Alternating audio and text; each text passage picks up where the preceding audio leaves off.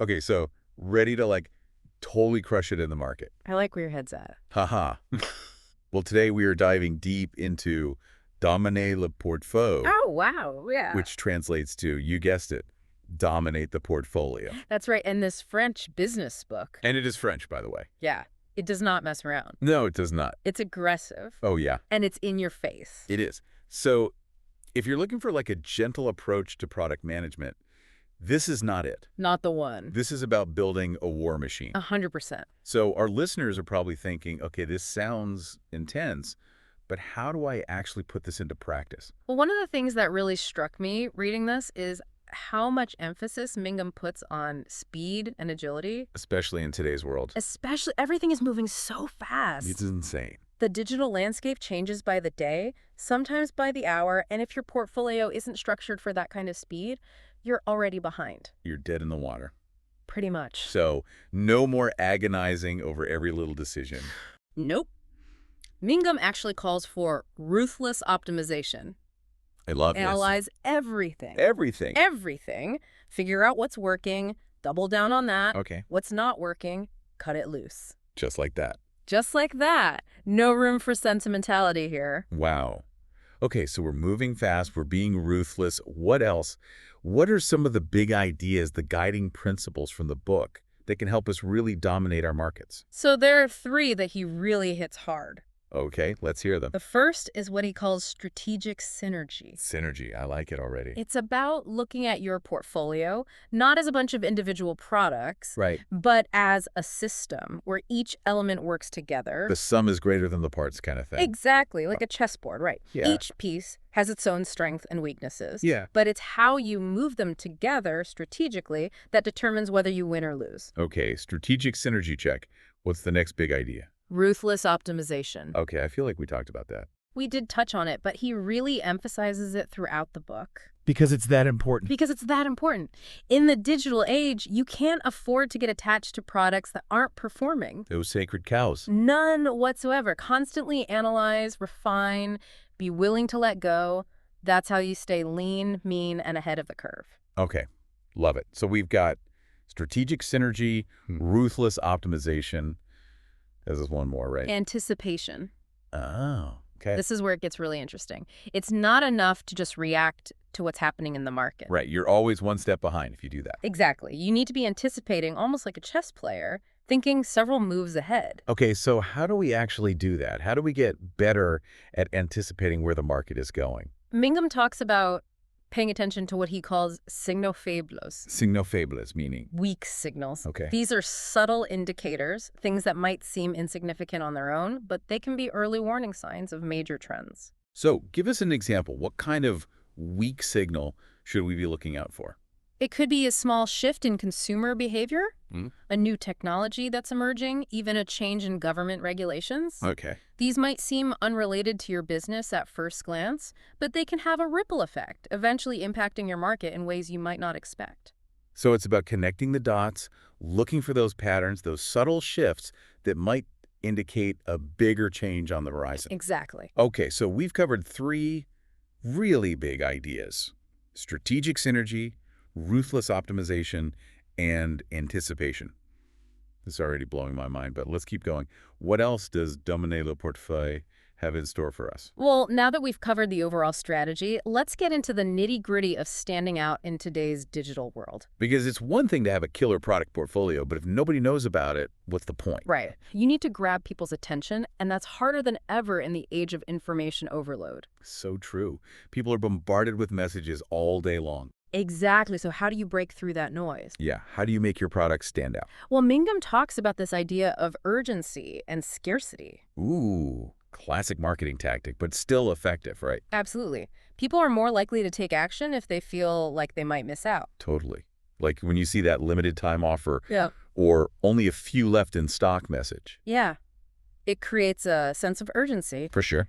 And then there's the power of social proof. Which is huge in the digital age. Huge. People trust online reviews, testimonials, influencer recommendations. Oh, absolutely. More than traditional advertising in many cases. It's the modern day word of mouth, right? Exactly. And you need to leverage that. So showcase those positive reviews, encourage your customers to share their experiences, Partner with influencers. Exactly. Make it easy for people to see that others love your products. And it goes beyond just individual products. It's about building a loyal following for your brand as a whole. Yes, Yeah. because ultimately it's not just about chasing transactions.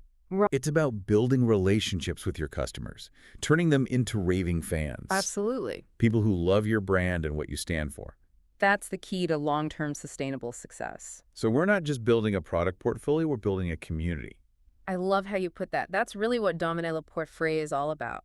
It's about thinking bigger, being more strategic, and creating something that truly connects with people on a deeper level. And when you have those raving fans, they become your best advocates. Oh, absolutely. They spread the word for you. They do the marketing for you. It's like having a whole army of mini marketers out there. Exactly. And that's something Mingham talked about, this idea of nurturing brand ambassadors. Okay, love this idea. Identifying those customers who are already really passionate about your products. Yeah, the ones who are already telling their friends. Exactly. And then you empower them to share their enthusiasm even more widely. So how do we actually do that? Give us the goods. What are some practical steps we can take to cultivate that kind of brand ambassadorship? It can be surprisingly simple, really. Okay, good. Sometimes it's as basic as making it easy for them to share their experiences. So like encourage reviews. Yes. Yeah. Feature customer testimonials on your website, social media, even in your marketing materials. Love it. Create a referral program where they get rewarded for bringing in new customers. Ooh, everybody loves a good referral program. All right. It's a win-win. Totally. Yeah. So we're making it easy for them to share. We're giving them incentives. What else? Just make them feel appreciated. Acknowledge their enthusiasm. Respond to their comments. Feature them in your content. It's all about building those relationships, right? Exactly. Making them feel like they're a part of something bigger than just a transaction. 100%. Now, before we move on to some really inspiring examples of companies that are rocking this whole portfolio management thing. Oh, yeah, the case studies. Yes. Oh, I yeah. want to touch on something the book delves into, and I'm glad it doesn't get too bogged down in the weeds here. But it mentions some specific tools and frameworks for analyzing a portfolio. Right, like the BCG matrix, the GE matrix. Exactly. Which, let's be honest, can sound a bit intimidating if you're not familiar with them. They can seem a bit abstract. Totally. Yeah. So for our listeners who are like, wait, what are those again? Can you give us a quick refresher? Absolutely. So the BCG matrix, it's basically a way to categorize your products based on two main factors: their market share and their growth potential. Okay, so like how much of the pie do they have right now and how much bigger could that slice get? Exactly. And based on where they fall on this matrix, you get four main categories. Your stars, which have high market share and high growth potential. So those are your winners, right? Exactly. Then there are your cash cows, which have high market share but low growth potential. They're generating steady revenue, but they're not going to take over the world. Got it. Then you've got your question marks, which have low market share but high growth potential. They could be future stars, but they need some love and attention. Risky, but potentially big rewards. Exactly. And then, of course, you have your dogs, which have low market share and low growth potential. Probably time to cut those loose, right? That's usually the recommendation. So the BCG matrix, it's like a snapshot of your portfolio. Helps you see where you should be focusing your energy and resources. Exactly. Now, the GE matrix is similar, but it takes a broader view. Okay, how so? Instead of just market share and growth potential, it looks at the overall attractiveness of an industry. So like, how competitive is it? How much potential is there for profit? Exactly. And then it assesses your company's competitive strength within that industry. So are you a leader, a follower, somewhere in between? Exactly. And based on those two factors, you get a better sense of where to invest, where to hold back, and where to potentially exit altogether. Okay, so both of these tools, they're really about making strategic decisions about your portfolio. Exactly. They're frameworks for thinking critically about your products and how they fit into the larger market landscape. They're not magic bullets, No magic bullets here. but they can be really helpful for guiding your decision-making process. 100%. Okay, so we've talked about the importance of anticipation. We've touched on some useful tools and frameworks for analysis, but now let's get down to the fun stuff. The case studies. Yes. Let's see how some real-world companies are putting these principles into practice and absolutely crushing it in their markets. Let's do it. So first up, we have a company that needs no introduction. Netflix. The king of streaming. They've completely revolutionized how we consume entertainment. Oh, absolutely. And their approach to portfolio management is a masterclass in adaptation, innovation, and of course, Dominating portefeuille. They are like the poster child for this book. Totally. Think about it. They started out as a DVD rental company. Mailing DVDs, can you imagine? Right. Like that's ancient history now. Mm. But they saw the writing on the wall. They recognized that the future was digital streaming. They were ahead of the curve. Way ahead of the curve. Yeah. And they didn't just adapt to that shift. They embraced it. They shaped it. They went all in on streaming. And they haven't looked back. Yep. And the thing about Netflix, they're not afraid to experiment, to take risks. They're constantly innovating. They're constantly pushing the boundaries of what's possible in the world of entertainment. And that's a big part of why they're so successful. Absolutely. They're not content to just sit back and let the market dictate what they do. They're out there creating the future of entertainment. Exactly. Okay, so Netflix, they're adaptable, they're innovative, they're not afraid to take risks. What else? What other takeaways can we glean from their approach to portfolio management? Well, one thing that really stands out to me is their focus on data. Ah, yes. Data is king, as they say. They are obsessed with data. They track everything, what people watch, when they watch it, how long they watch it for, what devices they're using, everything. And they use that data to inform their decisions, right? Absolutely. They use it to decide what shows to greenlight, what genres to invest in, even how to personalize the user experience. Like their recommendation algorithm, which is scarily accurate sometimes. I know, right? It's like it knows me better than I know myself. For real. Okay, so Netflix, masters of data, constantly innovating. What other companies are out there killing it in the portfolio management game? While sticking with the entertainment theme, we have to talk about Spotify. The music streaming giant. They have completely changed how we discover and consume music. Oh, absolutely. No more CDs, no more even downloading MP3s. It's all about streaming now. And Spotify is leading the charge. So what are they doing right? What can we learn from their approach? Well, for one, they've nailed that freemium business model. Ah, the classic give away something for free to hook them in strategy. Exactly. Offer a basic version of your service for free, get people used to the convenience and the value you provide. And then, bam, hit them with the premium option. Exactly. And Spotify has done a great job of creating a premium offering that's really compelling. No ads, offline listening, higher audio quality. They've found ways to make the paid version truly worth it. Absolutely. And they're constantly experimenting with new features and pricing tiers to appeal to different segments of their audience. So they have family plans, student discounts. They even have a higher fidelity audio option for the true audiophiles out there. They're always looking for ways to expand their reach and cater to different needs and budgets. Smart. And let's not forget about their push into podcasting in recent years. Right. That was a brilliant move. Because podcasting was exploding in popularity. Exactly. And Spotify recognized that and decided to get in on the action. Now they're a one-stop shop for all things audio entertainment. Music, podcasts, audiobooks, you name it, they've got it. It's all about staying ahead of the curve, anticipating where the market is headed. 100%. Okay, so we've got Netflix, the masters of adaptation and data-driven decision-making. We've got Spotify, the kings of freemium and expanding into new markets. Who else is on our list of portfolio management superstars? Well, no conversation about market domination would be complete without talking about Apple. The tech giant. They have built an empire on the foundation of a carefully curated product portfolio. And they're known for their loyal customer base. Fanatically loyal. People camp out overnight to get the latest iPhone. It's insane. So what's their secret? How do they do it? Well, one key factor is their brand image. They're all about sleek design, cutting-edge technology, simplicity, elegance. Exactly. They've created an aura of aspiration around their products. People want to be seen with an iPhone. They want to be part of that Apple ecosystem. Absolutely. And once you're in that ecosystem, it's hard to leave. Because everything just works together so seamlessly. Exactly. You've got your iPhone, your iPad, your MacBook, your AirPods. It's all interconnected. And then you add on their services like Apple Music, iCloud, Apple Pay. It's a whole world. It really is. And they make it so easy to stay within that world. Oh, absolutely. Okay, so Apple, they've nailed the brand image. They've created a seamless ecosystem. What else can we learn from them? Well, one thing that often gets overlooked is their focus on customer experience. From the moment you walk into an Apple store. Or even just open the box of a new product. Yes. The unboxing experience is like a ritual. They pay attention to every detail. They want to make sure that every interaction you have with their brand is positive, memorable, even delightful. Exactly. They're not just selling products, they're selling an experience. And that makes a huge difference. A huge difference. Okay, so we've got Netflix, Spotify, Apple, all incredibly successful companies with different approaches, but all united by this core principle of strategic portfolio management. They've all mastered the art of creating a portfolio of products and services that meet the needs of their target audience and keep them coming back for more. Exactly.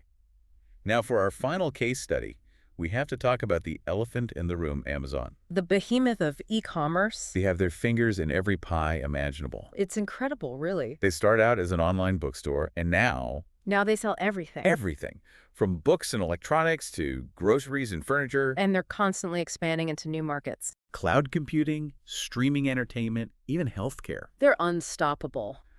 So what's their secret?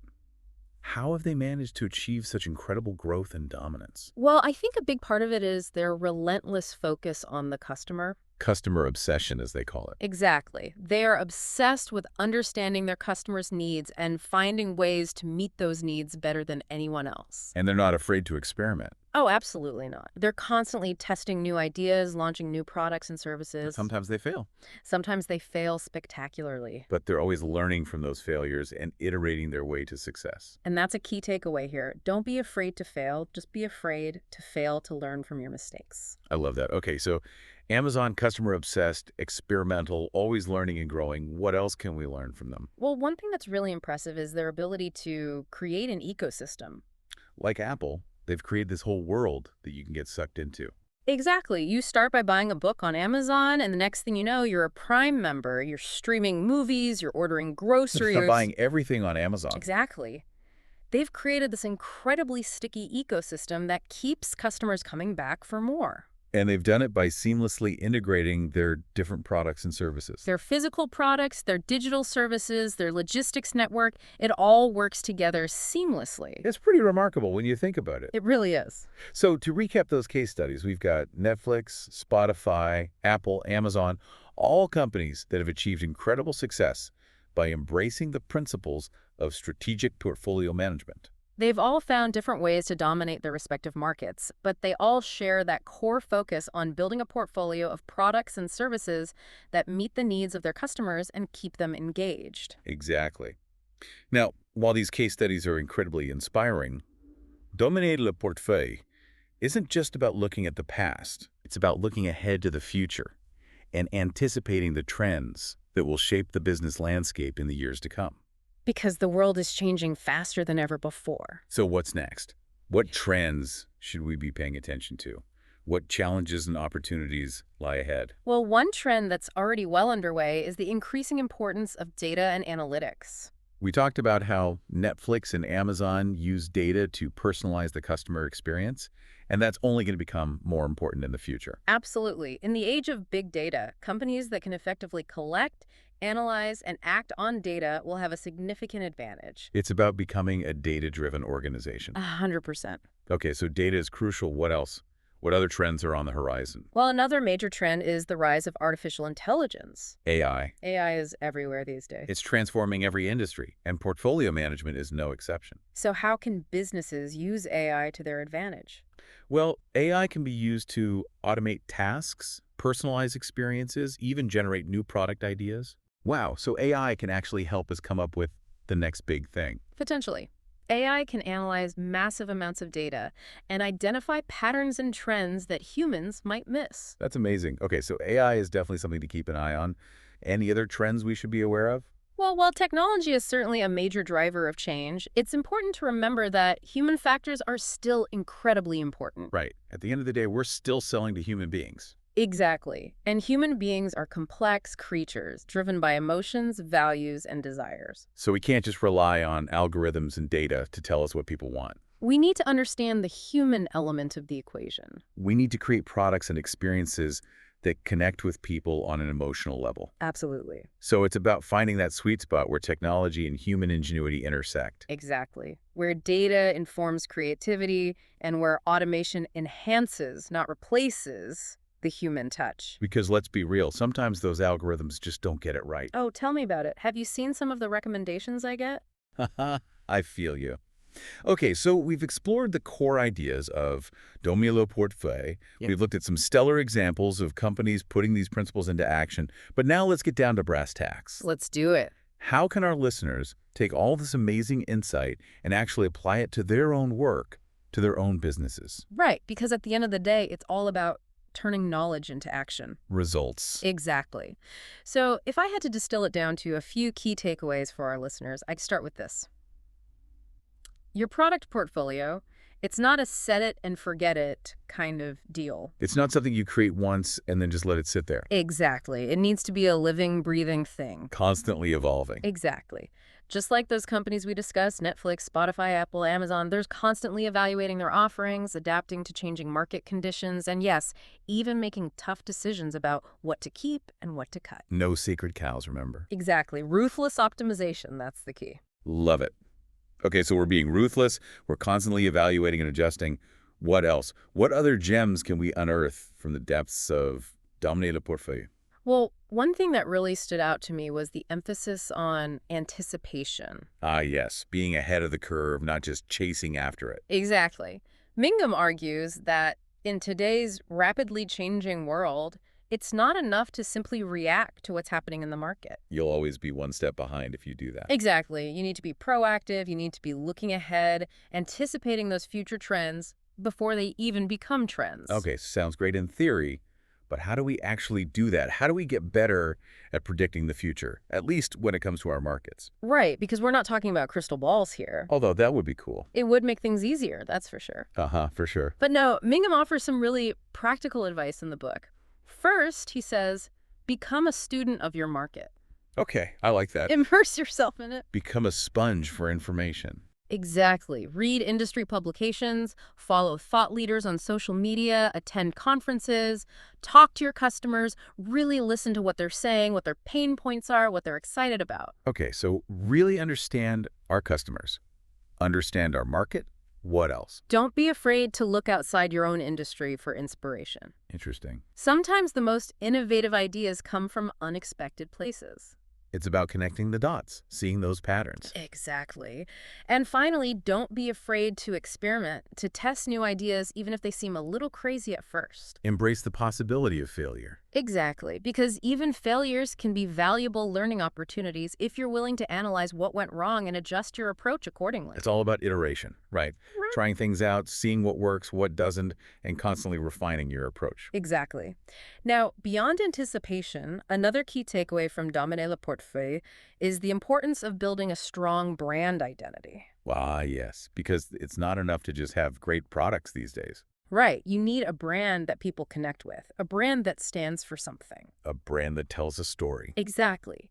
And that brand identity needs to be woven into every aspect of your business, from your product design to your customer service interactions.